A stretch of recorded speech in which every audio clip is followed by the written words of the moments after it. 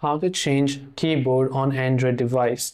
If you want to change the default keyboard app on an Android device, now most of the Android devices are equipped with Gboard, or also known as Google Keyboard, but some manufacturers prefer using their own keyboard. For example, in the case of Samsung, you have your own Samsung keyboard, but let's say I want to use and change it to Google Board or Google Keyboard instead of Samsung keyboard. Now it's fairly simple to do so. First, you can try to open up the app that you're trying to use, or the keyboard app.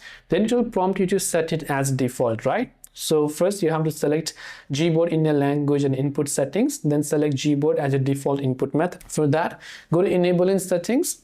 Then under Samsung keyboard, you can see a couple of options. Here under language and type, you can simply choose Google Keyboard. So turn on Google Board right here, Gboard. And once you've done that, hit the OK button.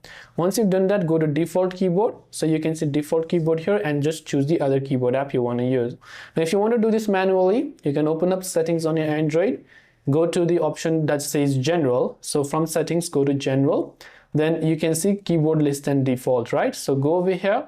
First of all, make sure to turn on the keyboard. Then only under default keyboard, you can choose the other one. Now, when I want to type something, you can see Google Keyboard popping up instead of the default keyboard. So this way you can change keyboard app on Android device. I hope the video helped you out. If you have got any further questions, feel free to leave them down below. Thanks for watching till the very end of this tutorial, and see you soon in the next video.